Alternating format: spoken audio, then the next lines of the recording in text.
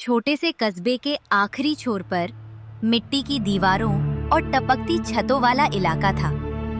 वहाँ एक बूढ़ा बाबूजी अपनी जवान बेटी सरिता के साथ रहते थे।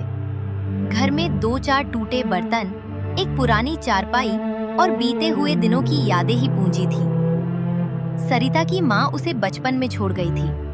तब से बाबूजी ही माँ बाप दोनों थे। बिटिया, मेरी सांस अब ज्यादा दिन साथ नहीं देगी, पर तू किसी के आगे हाथ मत फैलाना। नहीं पिताजी, आप ऐसा मत बोलिए। आपके सिवा मेरा कौन है इस दुनिया में। सरिता सुबह उठकर कस्बे की सबसे बड़ी दुकान में काम करने जाती। दिन भर दुकान में पसीना बहाती, फिर शाम को थकी दे लेकर लौटती। फिर भी मजदूरी इतनी नहीं होती कि घर में दवा और पेट दोनों भर सके। एक दिन दुकान के मालिक ने सरिता के घर जाकर कहा, सरिता, आजकल तुम्हारा काम में मन नहीं लगता, इसीलिए आज की मजदूरी से 50 रुपए काटे हैं। काम में फुर्ती नहीं थी। सरिता कुछ नहीं बोली। उसे पता था खाली पेट शरीर जवाब दे देता है। हालात बुरे तो थे ही, पर किस्मत ने एक और करवट ली। इसी बीच बाबूजी बिस्तर पकड़ बैठे। उन्हें तेज बुखार था। दवाइयों में जो थोड़ा बहुत पैसा था सब खत्म हो गया। सरिता ने दुकान जाना छोड़ दिया ताकि बाबूजी की सेवा कर सके। सरिता, तू रोज नहीं आ पा रही। मुझे काम वाली की जरूरत है। मैंने नई लड़की रख ली है। अब तुझे आने की जरूरत नहीं। मालिक, ऐसा मत कीजिए। मेरे बाबूजी बीमार हैं। मैं कहाँ जाऊंगी। दुकान का मालिक नहीं माना। सरिता टूट गई। वो घर के कोने में बैठकर रो पड़ी। उसे लग रहा था कि अब भूख और बीमारी उन्हें खत्म कर देगी। तभी बाबूजी बीमार कांपते हाथों से सरिता बिटिया को पास बुलाया। बाबूजी अपनी पुरानी पोटली से एक चमचमाती चीज निकाली। ये ले बिटिया, ये चांदी की पायल तेरे माँ की आखिरी निशानी है। मैंने इन्हें अपनी जान से ज्यादा संभाल कर रखा था ताकि तेरे बुरे वक्त में काम आए। इसे बेच दे, अपनी कोई दुकान शुरू कर। नौकरी में इज्जत नहीं, हुनर में होती है बिटिया। नहीं बाबूजी, ये माँ की निशानी है। मैं इसे कैसे बेच सकती हूँ। हम भूखे मर जाएंगे, पर इसे नहीं बेचेंगे। बिटिया, निशानी इंसान से बड़ी नहीं होती। तेरी माँ ऊपर से देख रही होगी तो उसे खुशी होगी कि उसकी चांदी की पायल ने उसकी बिटिया को एक नई जिंदगी दी। इन्हें बेच और अपना कोई काम शुरू कर।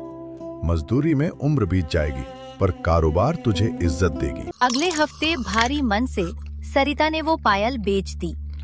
उन पैसों से उसने बस स्टैंड के पास चाय और नाश्ते की छोटी सी गाड़ी लगाई। उसकी चाय में कोई जादू नहीं था, बस मेहनत, सफाई और बाबूजी की दुआएं थीं। धीरे धीरे भीड़ बढ़ने लगी। बहन, ऐसी अदरक वाली चाय कहीं नहीं मिलती। 1 प्लेट और पोहा देना। पास ही बड़ी गाड़ी चलाने वाला रघुनाथ सेठ ये सब देख रहा था। उसका गाड़ी खाली रहता और गरीब लड़की की गाड़ी पर लाइन लगती। कल की लड़की मेरी रोजी छीन रही है, इसे सबक सिखाना होगा। देख रहे हो, उस कल के लड़की ने पूरा बाजार अपनी मुट्ठी में कर लिया है। अगर लोग वहीं खाते रहे तो मेरे गाड़ी में क्या सिर्फ मक्खियां बिन बिन आएंगी। सेठ, बस एक इशारा कीजिए, अभी उसका ठेला उलट देता हूँ। नहीं, ऐसे नहीं। पहले उसकी इज्जत मिट्टी में मिलाएंगे, फिर उसका ठेला चलो। एक शाम जब भीड़ सबसे ज्यादा थी, सेठ के आदमी आए। उन्होंने चाय में गिलास गिराया, शोर मचाया। यह चाय डंदी है, इसमें कीड़ा है। ये तुम सबकी सेहत के साथ खेल रही है। नहीं सेठ जी, ये आप क्या कह रहे हैं। मैं हर चीज ताजी लाती हूँ। मैं खुद मसाले पीसती हूँ। ये बिल्कुल साफ है। जुबान लड़ाती है, गरीबों का खून चूसती है। तोड़ दो इसका ठेला। लोग पीछे हट गए। गाड़ी पलट दी गई। सरिता गिड़गिड़ाती रही। रात को टूटी गाड़ी के पास बैठी सरिता रो रही थी। बाबूजी लाठी के सहारे पहुँचे। रो मत बिटिया, गाड़ी टूटी है, तेरा हुनर नहीं। जिसने मेहनत का स्वाद जगा हो वो कभी हार नहीं मानता। अगली सुबह सरिता फिर आई। उसी टूटी गाड़ी पर उसने तख्ती टांगी। भीड़ आगे बढ़ने लगी। आओ लोगों, आज चाय मैं पिलाऊंगा। अगर किसी को लगता है कि मेरी बिटिया ने धोखा दिया है तो पहला आने वाला मुझे पिलाए। अगर मेरी बेटी झूठी है तो मुझे जहर पीना मंजूर है। भीड़ रुक गई। सेठ गुस्से में आया, धमकाने लगा। तू मानी नहीं, फिर आ गई। अब तुझे सबक सिखाना पड़ेगा। सेठ जी, बाजार किसी के बाप की जागीर नहीं होती।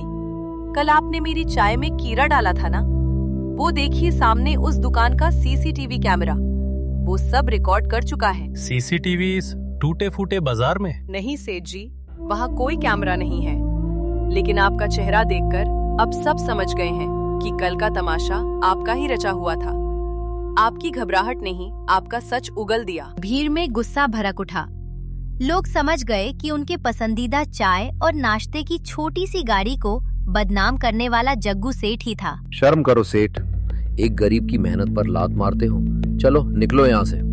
देखता क्या है, मारो इनको। नहीं सेठ, अब बात हाथापाई की नहीं, इज्जत की है। पूरा बाजार हमारे खिलाफ खड़ा है, यहाँ से निकलने में ही भलाई है। हम इन्हें बाद में देख लेंगे।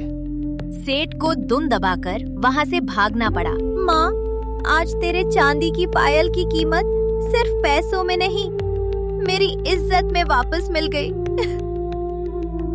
रो मत बिटिया, चांदी की पायल तो सिर्फ बहाना था।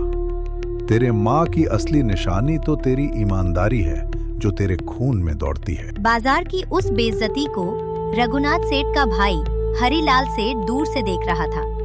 उसकी आंखों में गुस्सा नहीं, बल्कि ठंडी साजिश थी।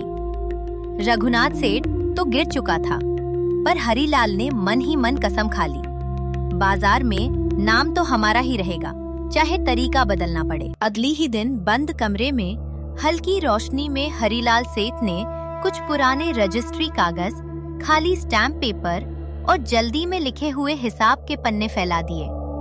मुनीम को धमकाकर और लालच देकर उसने झूठे कागज तैयार करवा लिए। बस इतना लिख दे, इस लड़की के बाप ने मेरे से भारी रकम उधार ली थी और अभी तक पैसे नहीं चुका पाया, बाकी मैं संभाल लूंगा। सेठ जी, ये गलत है। गलत सही, क्या है मैं देख लूंगा।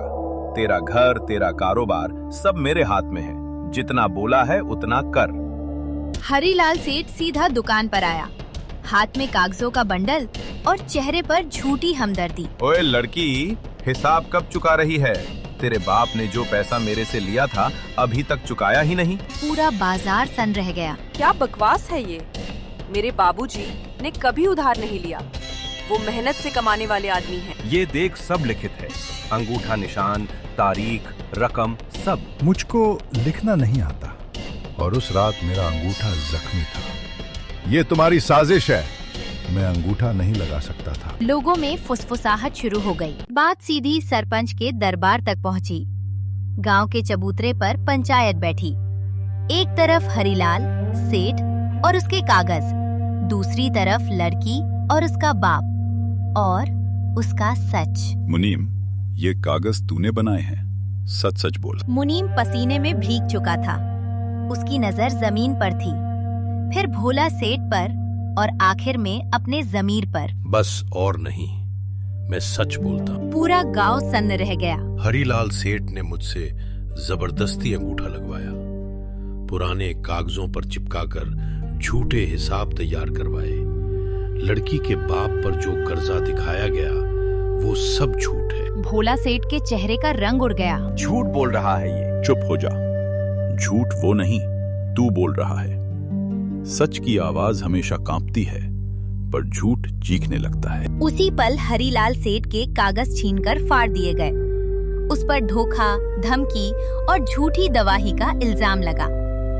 जहां रघुनाथ सेठ का घमंड टूटा था, वहीं हरिलाल सेठ की साजिश भी दफन हो गई। सच को दबाया जा सकता है, पर मिटाया नहीं। आज समझ आया बाबूजी। मेरे बाबूजी ने सिर्फ ईमान ही नहीं, हिम्मत भी विरासत में दी है।